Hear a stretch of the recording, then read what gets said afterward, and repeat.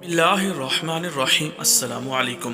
नबी करीम सल्लल्लाहु अलैहि वसल्लम एक सफ़र से वापस आ रहे थे। एक जगह आपने पड़ाव डाला। बस्ती करीब थी। एक औरत थी जिसका तनूर था। उसने लश्कर की रोटियां भी पकाईं। जब पकाकर फारग हो गई तो सहाबा किराम रज़ी अल्लाह ताला अन्हुम से कहने लगी, मैं तुम्हारे साहिब से बात करना चाहती हूँ। सहाबा किराम रज़ी अल्लाह ताला अन्हुम उसे नबी करीम सल्लल्लाहु अलैहि वसल्लम के पास ले आए। वो कहने लगी, अल्लाह के प्यारे रसूल सल्लल्लाहु अलैहि वसल्लम, मैं आपसे एक बात पूछना चाहती हूँ। आपने फरमाया, पूछो। तो वो कहने लगी, मैं माँ हूँ तो नूर में रोटियाँ लगाती हूँ। मेरा एक छोटा सा बच्चा है। मैं उसको आग के करीब आने नहीं देती कि कहीं उसको गर्म हवा ना लग जाए, और ख़ुद आग में डुबकियाँ लगाती हूँ रोटियां लगाने और उनको निकालने के लिए। लेकिन मैं अपने बच्चे को गर्म हवा का लगना भी पसंद नहीं करती।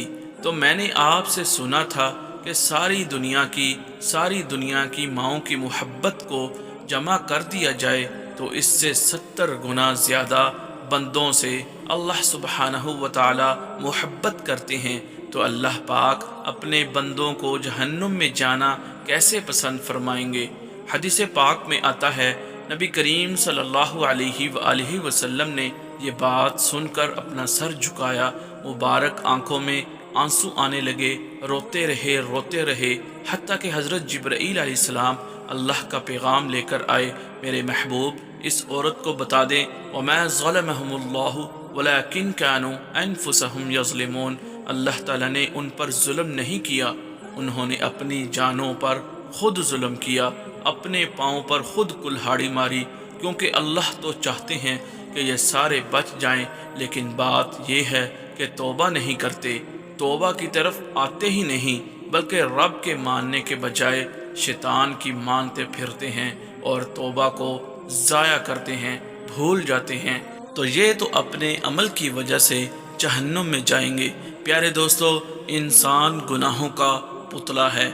उससे हर वक्त छोटे बड़े गुनाह सरजद होते रहते हैं। बड़े से बड़ा मुत्तकी और परहेजगार शख्स इस बात का दावा नहीं कर सकता कि वो गुनाहों से बिल्कुल पाक है या उससे कभी किसी गुनाह का इर्तिकाब नहीं हुआ। लेकिन एक मोमिन और गैर मोमिन में फ़र्क ये है कि मोमिन जब किसी गुनाह का मुर्तकिब होता है तो वह फ़ौरन अपने रब की जानिब पलटता है और उससे मग़फ़िरत तलब करता है। नबी करीम सल्लल्लाहु अलैहि वसल्लम के बाद सहाबा किराम रज़वानुल्लाहुम अजमईन के दौर में रफ्ता रफ्ता जब उम्मत मुस्लिमा का ज़वाल शुरू हुआ तो बाज़ गुनाहों को छोटा और कम तर समझ कर नज़रअंदाज किया जाने लगा। हज़रत उबादा बिन कुरता रज़ी अल्लाह ताला अन्हु अपने शागिर्दों से मुखातब होकर फरमाते हैं कि तुम ऐसे काम करते हो जो तुम्हारी नज़रों में बाल से भी बारीक होते हैं, जबकि हम उन्हें रसूलुल्लाह सल्लल्लाहु अलैहि वसल्लम के ज़माने में हलाक कर देने वाले काम शुमार करते थे। आज हमारी ये हालत है कि हम बराबर छोटे बड़े गुनाह करते रहते हैं, लेकिन इसको गुनाह नहीं समझते या बहुत ही मामूली गुनाह समझकर नज़रअंदाज कर देते हैं। जैसे ऑफिस की चीज़ों को खा वो कितनी ही मामूली क्यों ना हो, ज़ाती समझकर इस्तेमाल करना ख़यानत और गुनाह है। लेकिन हम में से अक्सर लोग ऐसे करते हैं। ऐसा इसलिए होता है कि हमारे दिलों से अल्लाह ताला पर यकीन, जज़ा व सज़ा का एहसास और हलाल व हराम की तमीज़ निकल चुकी है। जबकि एक हदीस में नबी करीम सल्लल्लाहु अलैहि वसल्लम ने फरमाया, गुनाहों को हक़ीर समझने वाली बातों से बचो। गुनाहों को हक़ीर समझने वालों की मिसाल उन लोगों की जैसी है जो एक वादी के दामन में उतरे। हर शख्स ने एक एक लकड़ी जमा की, हत्ता कि इतनी लकड़ियाँ इकट्ठी हो गईं जिनसे उन्होंने अपनी रोटियाँ पकाईं। और गुनाहों को हक़ीर समझने वाली बातें कभी अपने करने वाले ही को पकड़ लेती है और इसे हलाक कर देती है। इससे मालूम होता है कि सगीरा गुनाहों से भी बचना चाहिए, वरना ये इंसान को कबीरा गुनाहों से जा मिलाती हैं। इसलिए कहा जाता है کہ جب صغیرہ گناہوں کو بار بار انجام دیا جائے تو وہ کبیرہ بن جاتے ہیں، اور اگر کبیرہ گناہوں پر استغفار کیا جائے تو وہ کبیرہ نہیں رہتے۔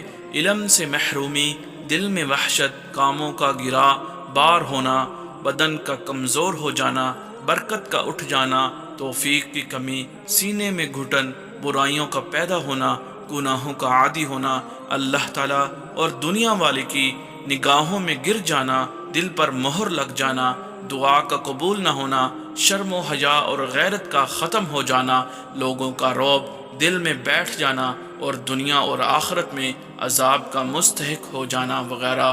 اس لیے انسانوں کو گناہوں سے بچنا چاہیے، اور اگر کوئی گناہ ہو بھی جائے تو فوراً اللہ تعالیٰ سے مغفرت طلب کرنی چاہیے، کیونکہ اللہ تعالیٰ انتہائی رحم کرنے والا اور مغفرت کرنے والا ہے۔ وہ ایسے بندوں پر رحمت و شفقت فرماتا ہے جو اس کی طرف حقیقی معنوں میں رجوع کرتے ہیں۔